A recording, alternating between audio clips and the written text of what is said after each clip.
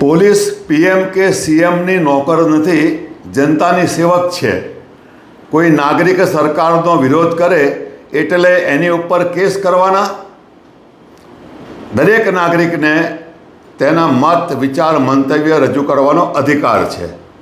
મિત્રો, આ શબ્દો, આ ટકોર છે મુંબઈ હાઈકોર્ટના જસ્ટિસની. આ જસ્ટિસ ન્યાયાધીશ કોણ છે, ઘટના શું છે, તે સંદર્ભે જાણીએ. હું છું વિનોદ કરાડે, ટીવી ન્યૂઝ તર્ક વિતર્ક.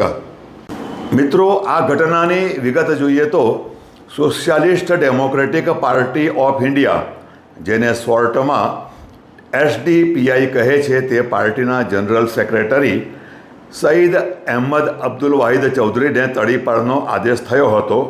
જેનું કારણ હતું સઈદ અહેમદ અબ્દુલ વાહિદ ચૌધરીએ સિટીઝન એક્ટમાં સુધારો અને જ્ઞાનવ્યાપી મસ્જિદ વિવાદ સંદર્ભ કેન્દ્રના નિર્ણય વિરુદ્ધ મોરચો અને ધરણાના કાર્યક્રમોમાં સક્રિય હતો.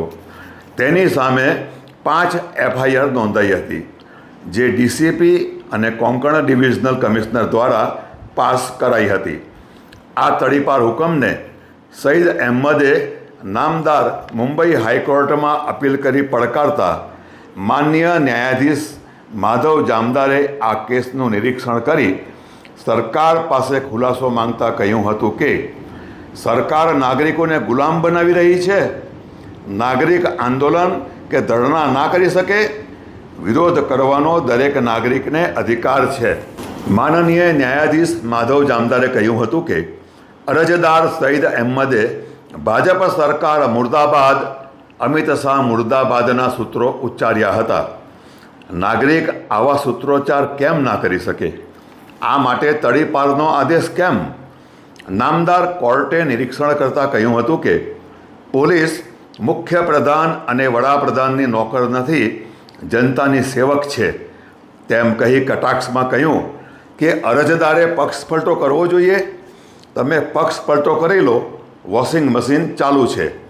માનનીય ન્યાયાધીશ જામદારે કહ્યું કે અવાજ ઉઠાવવા બદલ તડીપાર કરવાથી નાગરિકની વાણી સ્વાતંત્ર્યતા અને ગરિમા પર અસર થાય છે.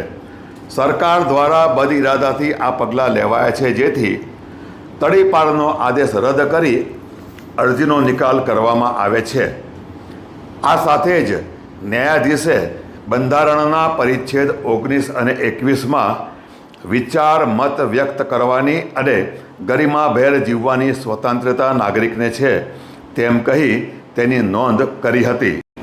મિત્રો, આ પોસ્ટ કોઈ પાર્ટીને ઊંચી બતાવવા કે નીચી બતાવવા માટે નથી, પરંતુ નામદાર મુંબઈ હાઈકોર્ટનો જે સીમારૂપ જે હુકમ, ચુકાદો છે, નિર્ણય છે, ટકોર છે, તેને જનતા સુધી લાવવાનો, બતાવવાનો એક નમ્ર પ્રયાસ છે. તો આ સંદર્ભ પણ, આ ઘટના સંદર્ભ અને નામદાર મુંબઈ હાઈકોર્ટની જે ટકોર છે તે સંદર્ભ તમારા મત, વિચાર, લાગણી, મંતવ્ય કોમેન્ટમાં જણાવજો.